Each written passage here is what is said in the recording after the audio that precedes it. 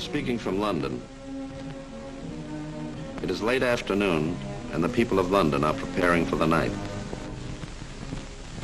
Everyone is anxious to get home before darkness falls, before our nightly visitors arrive. This is the London rush hour. Many of the people at whom you are looking now are members of the greatest civilian army ever to be assembled.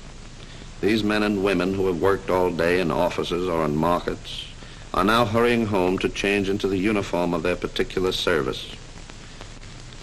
The dusk is deepening. Listening crews are posted all the way from the coast to London to pick up the drone of the German planes. Soon the nightly battle of London will be on. This has been a quiet day for us, but it won't be a quiet night.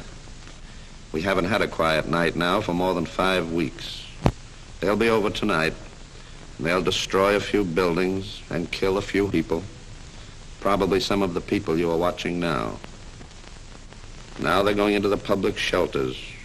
This is not a pleasant way to spend the night, but the people accept it as their part in the defense of London. These civilians are good soldiers. Now it's 8 o'clock.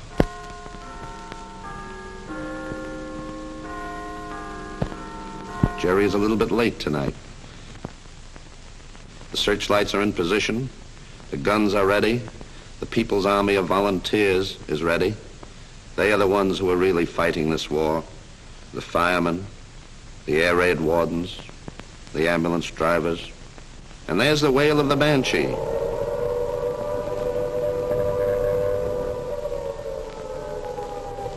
The nightly siege of London has begun.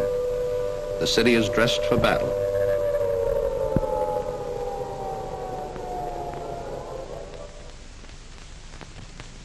Here they come.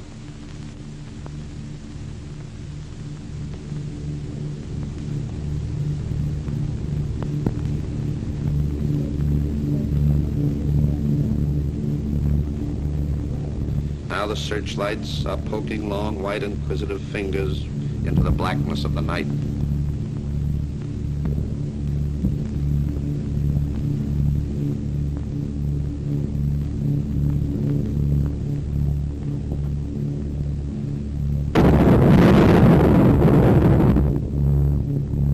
These are not Hollywood sound effects.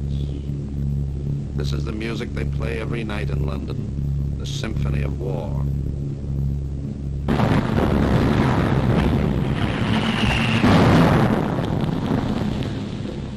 That was a bomb.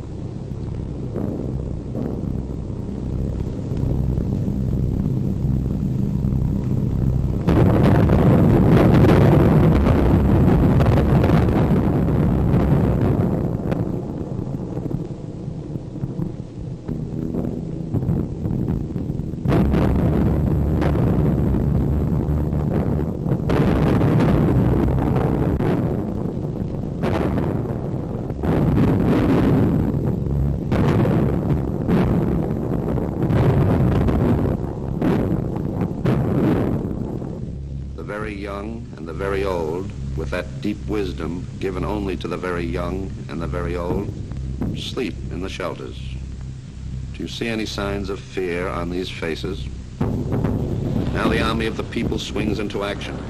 The bombs have started fires. When a bomber starts a fire, he immediately returns, uses it as a target, and drops more bombs, hoping to spread the fire. Yet the People's Army ignores the bombs and the spent shrapnel which rains down constantly. Brokers, clerks, peddlers, merchants by day, they are heroes by night. The night is long, but sooner or later the dawn will come. The German bombers are creatures of the night. They melt away before the dawn and scurry back to the safety of their own airdromes. And there's the wail of the banshee again, this time a friendly wail. The all-clear signal tells us that the bombers have gone. It's just 6 a.m. In this last hour of precious sleep, this strange new world finds peace. London raises her head, shakes the debris of the night from her hair, and takes stock of the damage done. London has been hurt during the night. The sign of a great fighter in the ring is, can he get up from the floor after being knocked down? London does this every morning. London doesn't look down upon the ruins of its houses, upon those made homeless during the night, upon the remains of churches, hospitals, workers' flats. London looks upwards toward the dawn and faces the new day with calmness and confidence. The People's Army go to work as they did in that other comfortable world which came to an end when the invader began to attack the last strongholds of freedom. Not all the services run as they did yesterday, but London manages to get to work on time, one way or another. In the center of the city, the shops are open as usual. In fact, many of them are more open than usual. Dr. Paul Joseph Gibbles said recently that the nightly air raids have had a terrific effect upon the morale of the people of London. The good doctor is absolutely right. Today, the morale of the people is higher than ever before.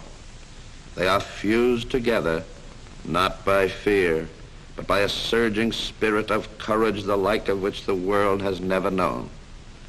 They know that thousands of them will die, but they would rather stand up and face death than kneel down and face the kind of existence the conqueror would impose upon them. And they know, too, and are comforted by the thought that England is not taking its beating lying down. They are guarding the frontiers of freedom. It is hard to see 5 centuries of labor destroyed in 5 seconds. But London is fighting back. I am a neutral reporter. I have watched the people of London live and die ever since death in its most ghastly garb began to come here as a nightly visitor 5 weeks ago. I have watched them stand by their homes. I have seen them made homeless. I have seen them move to new homes.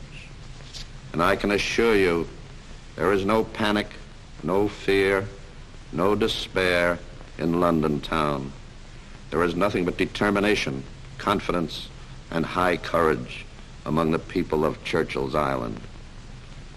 And they know that every night the RAF bombers fly deep into the heart of Germany, bombing munition works, airplane factories, canals, cutting the arteries which keep the heart of Germany alive.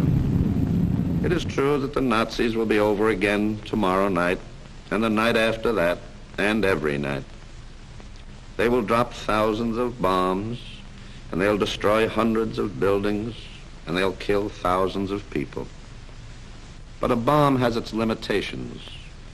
It can only destroy buildings and kill people. It cannot kill the unconquerable spirit and courage of the people of London. London can take it.